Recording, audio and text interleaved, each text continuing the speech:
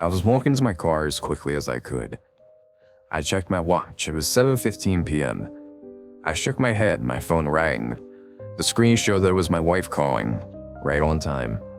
"You better be close to the restaurant," she said. The tone in her voice left me wondering if she knew that I was just leaving the office. I stayed silent. "Damn it, Jack," she cursed quietly. "I'm already here." "I'm sorry. I didn't realize how much work I would have to get done today, and we're still not on pace to make our deadline. The whole team is working late, not just me, and I can't be the only person leaving on time when my subordinates are staying late," I pleaded. "How long until you get here?" she asked angrily. "If I run every red light, I can be there in 30 minutes. She didn't answer for a long while. I got into my car, and just as I started to wonder if she had hung up on me, my car picked up Bluetooth. "Okay, just hurry. It's bad enough the waiter has asked me twice if I was waiting for someone," she instructed. "I'm sorry, babe. I'll be there as soon as I can," I said. I shifted my car into reverse and started to back up.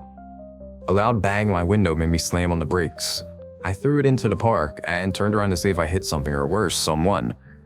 I didn't see anything. I turned back around in my seat to find two children standing next to my door. I jumped at the shock. They both just stood there. Judging by their size, I would guess they were about 9 or 10. I had this terrible feeling in my stomach that there was something wrong, but they were children, probably lost, I told myself. I cracked the window just enough to ask if I could help them.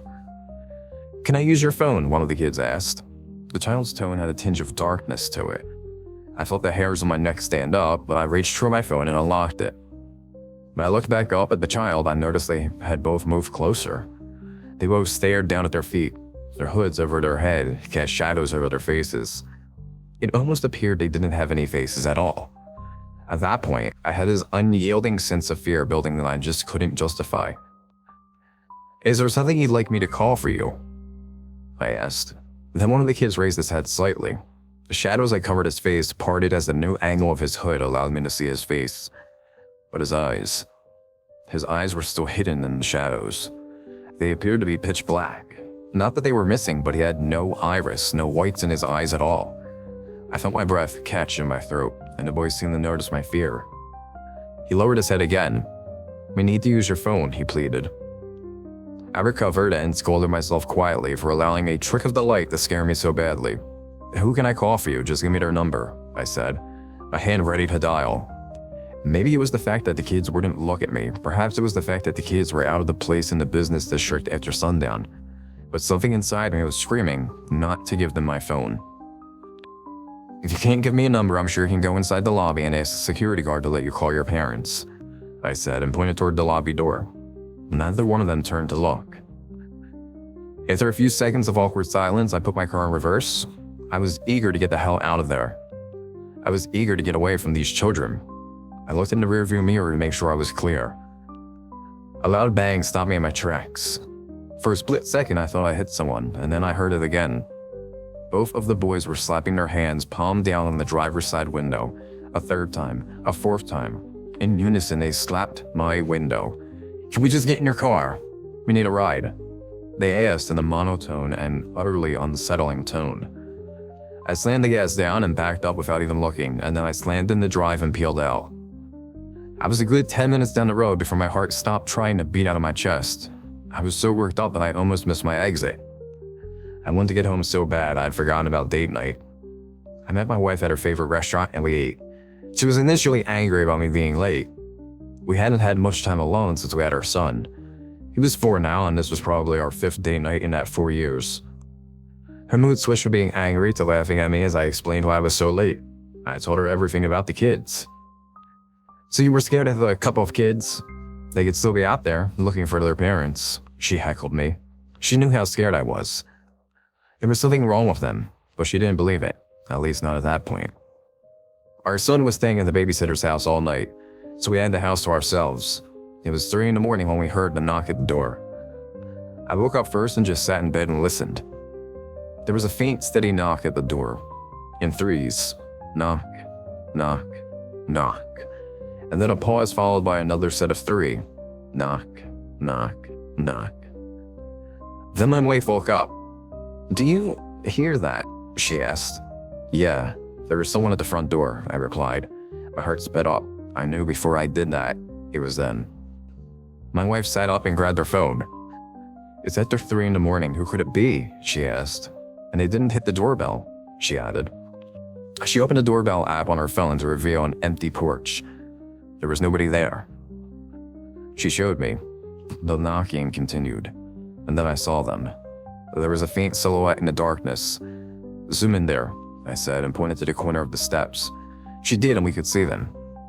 The two boys were standing in the shadows. One of them kicked the steps. Knock, knock, knock. My wife looked at me. "There is no way those kids followed you home. This has to be a joke," she said. She stood up and put on a robe. I did too. We both made our way downstairs. We argued as we walked. She wanted to open the door. I didn't. Knock, knock, knock. "We can't open the door," I told her. "They're just kids playing a prank," she replied. Knock, knock, knock. Finally, we reached the door. My wife undid the locks and swung it open. We both took a step back as soon as we did. The kids were no longer standing in the shadow, but had moved up to the first step.